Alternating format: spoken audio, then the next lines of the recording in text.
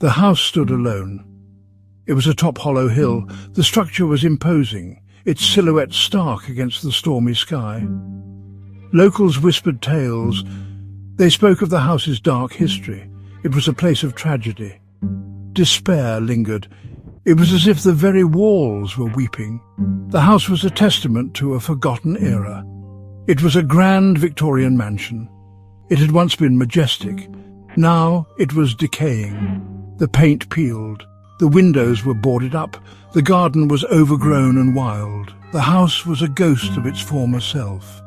It was a haunting reminder of a forgotten time. For years the house remained empty. Nobody dared to live there.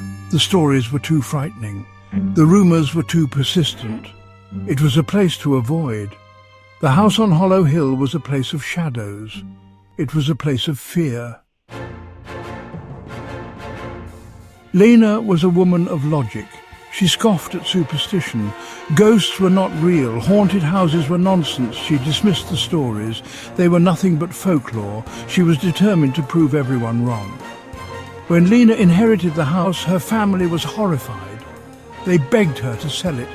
They warned her of the danger. She laughed off their concerns. It was just an old house. It needed some love. She was blind to the truth. She would soon learn. The house on Hollow Hill was more than just bricks and mortar. It was an entity. It was awake. The first few days were uneventful. Lena started to renovate. She ripped down wallpaper. She tore up carpets. She cleaned the grime and dust. She felt a sense of accomplishment. She was reclaiming the house, or so she thought. One night the wind howled. It was a mournful sound. Lena heard it. It was like a baby crying. It echoed through the empty halls. She tried to ignore it. She told herself it was just the wind. But deep down, a seed of doubt was planted. Something wasn't right.